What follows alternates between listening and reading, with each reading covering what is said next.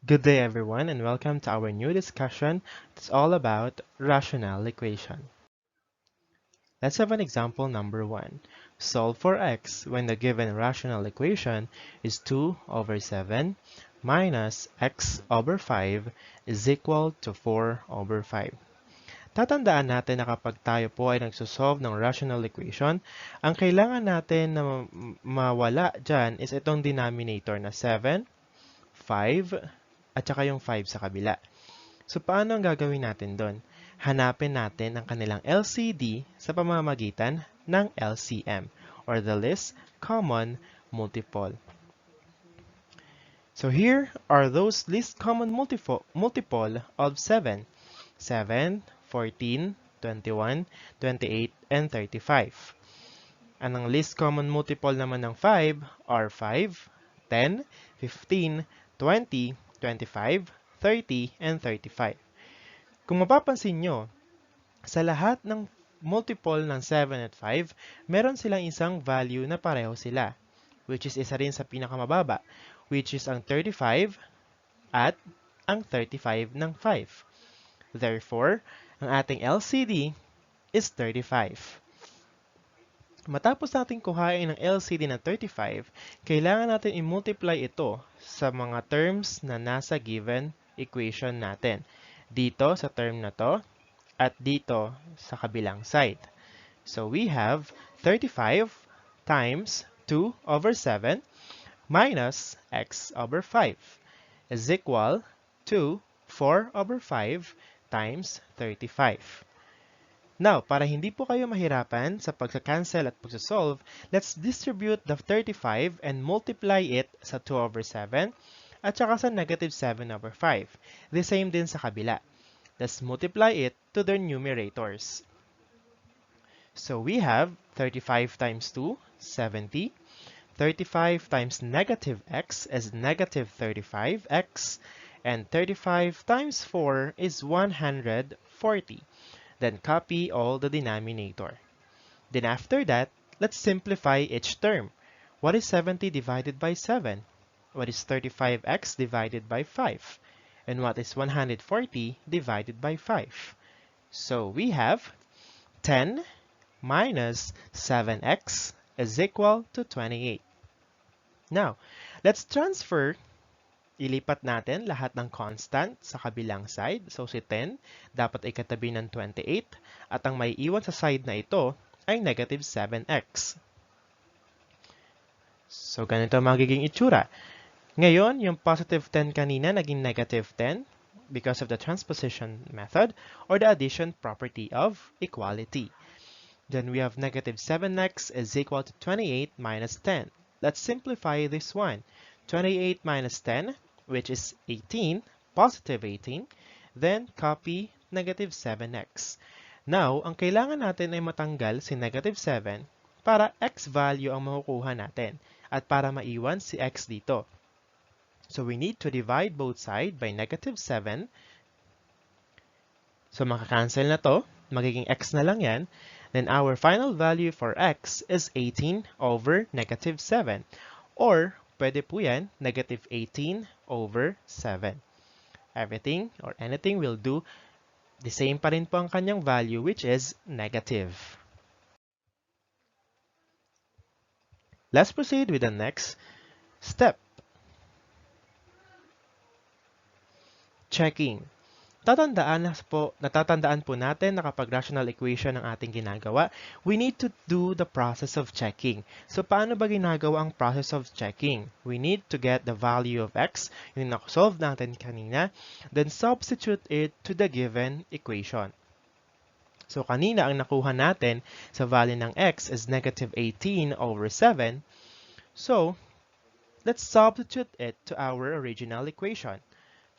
Palitan lang natin yung x ng negative 18 over 7. So, isa lang naman lang may x dyan, yung numerator ng 5, dito sa kabilang side, sa left side ng equal sign. So, yun lang ipapalitan natin. So, magiging negative 18 over 7 over 5. Then, itong part lang muna yung isosolve natin. So, paano ba natin siya isosolve? Kuhain natin ang reciprocal ng 5 So may imaginary 1 yan. 5/1 kasi yan. So it's a whole number. So meron yang imaginary number or imaginary denominator na 1. So kapag kinuha yung reciprocal niyan, meron tayong negative 18/7 times 1/5. Then, ikakopy nyo na lang yung remaining values na hindi naman nagalaw. Then, let's multiply this one. Negative 18/7 times 1/5. So, para hindi na mahirapan, numerator to numerator tayo mag-multiply at denominator to denominator. So, negative 18 times 1 is negative 18, and 7 times 5 is 35. So, since meron pa rin tayong negative dyan, we can say that it will become a positive, which is 2/7 plus 18/35. Then we need to simplify this one. By how? By getting the LCD again of 35 and 7. Their LCD is 35. Okay? 35. Now, paano ko ito nakuha yung 10 dito? Let's divide the LCD to the denominator, which is 7. 35 divided by 7, which is 5, then times the numerator 2. So 5 times 2 is 10. The same thing with the other term. 35 divided by 35, 1. 1 times negative 18. It is positive 18. So we have 10 plus 18 over 35 is equal to 4/5. So i-add lang natin to. 10 plus 18, which is 28/35 is equal to 4/5. Kung mapapansin nyo, hindi siya naging equal. Pero, kailangan kasi natin kuhain yung simplified form nito. Simplest form ng 28 and 35. So ano ba yung simplified form? Paano ba kuhaan yung simplified form? Simply by dividing the numerator and the denominator by their greatest common factor. Ano po ba yung greatest common factor ng 28 and 35? They have both 7 as their greatest common factor. Then, i-divide lang din natin yung 7 sa 28 and ganun din sa 35. And the resulting value will be 4/5. So, tama yung value ng ating x na negative 18/7 dahil pareho siya or equal yung dalawang side ng equal sign. 4/5 sa kabila sa left side and 4/5 sa right side. Tapos na tayo sa discussion ng rational equation. Ganun lang kadali yun. Tignan ang panibagong example doon sa inyong module at sundan ang inyong process na ginawa ko rin kanina. Proceed tayo sa rational inequality. Kung kanina, equation ang diniscuss natin, equal dapat. Ngayon naman ay inequality. So, ma-encounter natin sina less than, greater than, less than or equal, or greater than or equal. Let's have the first example. Find the solution of 3x plus 4 over x minus 2 less than 0.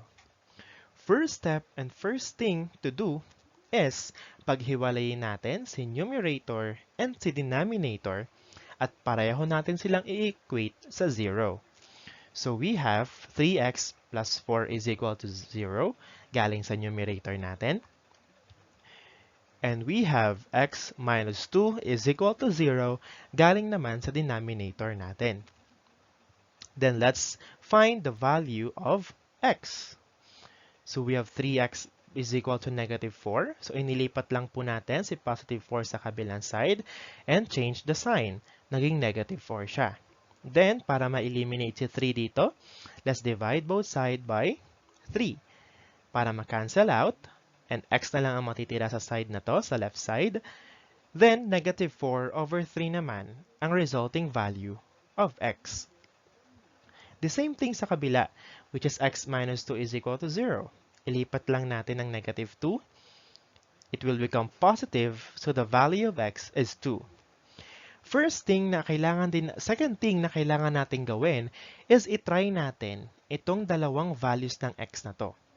Kung kasama ba siya sa magiging solutions natin, magsasatisfy ba siya sa ating inequality. So, ang kailangan masatisfy is whatever the value of x na isa-substitute natin dito, dapat less than 0 siya para mag-satisfy yung ating inequalities. Kapag hindi nag-come up dito na greater than 0 yung value, then therefore, hindi siya solutions or hindi siya part ng ating solution. So, dapat yung value ng x is magre-result ng mas mababa sa 0 kapag sinubstitute natin siya sa ating inequality. So, let's try. If x is equal to negative 4 over 3. Laging tatandaan ha, kung ano ang nakuhang value ng x sa una, sa pagtatry natin, siya yung ating unang isa-substitute at itatry. And if x is equal to 2. By substitution to the value of x, we have 3 times negative 4 over 3 plus 4 all over negative 4 over 3 minus 2, which is less than and 0. Let's simplify this one. Kung mapapansin nyo, 3 yung pinang-multiply natin sa negative 4 over 3, and meron denominator na 3, which is pareho ng minumultiply natin. So we can cancel out this one, si 3 and si 3. We can cancel out this one. Cancel, cancel. So negative 4 na lang ang matitira. So we have negative 4 plus 4 sa numerator, itong part na to. Negative 4 plus 4. Sa baba naman, bakit naging negative 4 minus 6? Over 3 na lang siya. Since meron tayong imaginary denominator na 1 dito, and kailangan nating hanapin ang LCD ng 3 at 1, which is 3 ang kanilang LCD, katulad ng ginawa nating process kanina doon sa may rational equation, i-divide natin yung ating LCD doon sa denominator ng bawat term. Then, i-multiply din naman natin sa bawat numerator ng bawat term. 3 divided by 3 is 1 times negative 4, negative 4. 3 times positive 1, 3 divided by 1, rather, 3 divided by 1, sorry, is 3 times negative 2, negative 6. So we have negative 4 minus 6 over 3. So i-simplify na natin itong mga to. What is negative 4 plus 4? Okay, very good. 0. What is negative 4 minus 6? Very good. Negative 10. So we have 0 over negative 10 over 3. Kung napapansin nyo, ang numerator natin is 0. If we're going to recall one of the property of fraction, kapag ang numerator ay 0, automatically, the whole fraction is 0. Does it satisfy our inequalities? Nag-satisfy ba yung value ng x na negative 4 over 3? Si 0 ba ay mas mababa kay 0? Okay, excellent everyone. Hindi nag-satisfy yung ating value ng x. So, hindi siya part ng ating solution, si negative 4 and 3. How about positive 2? By substitution, we have 3 times 2 plus 4 over 2 minus 2 less than 0. What is 3 times 2? 6. 6 plus 4, 10. The denominator 2 minus 2 is equal to 0. Another property of fraction, the denominator should not be equal to 0 because it is called as undefined value. So meaning, hindi rin nag-satisfy yung value ng x na 2. So itong dalawang value na x na nakuha natin kanina ay hindi part ng ating solution. We need to try and we need to look for the part of the solutions na magsasatisfy ang ating inequality sa gamit ng value ng x. So, paano ba yon? Let's do the interval notation. Putting border lines using the values of x. Kanina, nakakuha tayo ng dalawang value ng x. Si negative 4 over 3 at saka si positive 2. Ang gagawin natin, gagawin lang natin siya as border lines sa ating number line. So we have negative 4 over 3, which is located here, and positive 2, which is located here. Kung napapansin nyo, nahati sa tatlong region yung ating number line. We have the left side, the center, and the right side. Kailangan natin kumuha ng bawat value sa bawat region. Bakit? Para matry po natin at malaman natin alin sa tatlong regions na ito magsasatisfy yung ating value o yung ating inequalities sa values ng x. Let's try. Sa left side, ang kuhain nating value is negative 3. Sa middle is 0. And sa right side is si positive 3. Let's try if x is negative 3. By substitution, we have 3 times negative 3 plus 4 over negative 3 minus 2. What is 3 times negative 3? It's negative 9 plus 4 over the negative 3 minus 2. What is negative 9 plus 4? Very good, negative 5. How about negative 3 minus 2? Negative 5 also. But what is negative 5 divided by negative 5 in simplest form? It is positive 1. Does it satisfy our inequality? No. So therefore, in our number line a while ago, this part is not a solutions. So hahayaan lang din natin siyang blanco. Hindi natin siya shadean. Bablankohan lang din natin siya or empty space. So in this part, let's try if x is equal to 0. By substitution, we have 3 times 0 plus 4 over 0 minus 2 less than 0.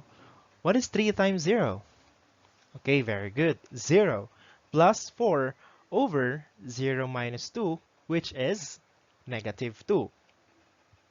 By simplification, the value when you divide 4 to negative 2 is negative 2. Does it satisfy our inequalities? Does negative 2 less than 0? Okay, very good. Since it satisfies our inequalities, that means we will going to shade the middle part. Ito ang tatandaan ninyo. Sa pagkuha natin ng bawat value, kapag ang isa ay nag-satisfy sa ating inequalities, the entire region is already a solution. Kaya dito sa middle part, nung trinay natin si 0, nag-satisfy siya, the entire region at the middle part is shaded because yung ating 0 ay nag-satisfy, so the entire region is a solution already. Kahit isa lang, basta ang isa lang na value ng x ay mag-satisfy, it will become, or the entire region will become our solution. Next, let's try positive 3.